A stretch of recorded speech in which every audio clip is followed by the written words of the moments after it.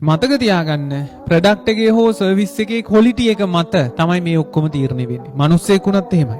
ඔයාට යාළුවෝ රැඳෙන්නේ යාළුවෝ ඔයත් එක්ක ඉන්නේ වාගේ ක්වොලිටිස් එක්ක. ඔයා නිකන් මූණට පෙන්නලා එක අර ටික කාලයක් ගියාම සමහරු තරහ වෙන්නේ අපෝ ඌණ හරියන්නේ නැහැ බා. මූණට පෙන්නන්නේ එකක්.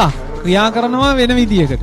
කාලයක් යනකොට ඕන මිනිස්සෙකුට තේරෙනවා මෙයා හරියන්නේ නැති බව. සම්බන්ධතාවලදීත් ඕක තමයි යන්නේ. දැක්කාම මූණ හරි ලස්සනයි. ටික දවසක් ආශ්‍රය කරනකොට තේරෙන්නේ මේ යකින්නියක් කියලා.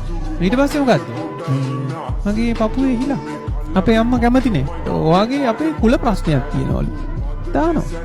ඒකයි කියන්නේ ගෑල් ළමයි පිළ ළමයි දෙගොල්ලොන්ටම ඕනවට වඩා දේවල් වලදී හදිස්සි වෙන්න එපා කියන. ඒක ඔළුවේ තියාගන්න. හරිද? ඕනවට වඩා දේවල් හදිස්සි වෙන්න එපා. ගෑල් ළමයි නම් ගොඩාක් පසුතැවෙනවා. මොකද යාළු වෙච්ච ගමන් තීරණය කරලා ඉවරයි. ආ රයිට් මෙයා කසාද බඳිනවා. අපි දෙන්න වයසට යනකොට ඔයා හැරමිට්ටෙන් යනවා. මං හැරමිට්ටේට පයින් ගහනවා. ඒ කියන්නේ සමහරු ඈතටම හිතලා ඉවරයි. මං කියන්නේ ඉච්චර දුරට හිතන්න එපා. චූට්ටක් ඉන්න. අහපු ෂණයෙන්ම ආන්සර්ස් දෙන්න එපා. පොඩ්ඩක් බලන්න ඕනි. හැසිරීම මොනවද? ක්‍රියාකලාප මොනවද? ඒවා පොඩ්ඩක් බැලෙන්න ඕනේ.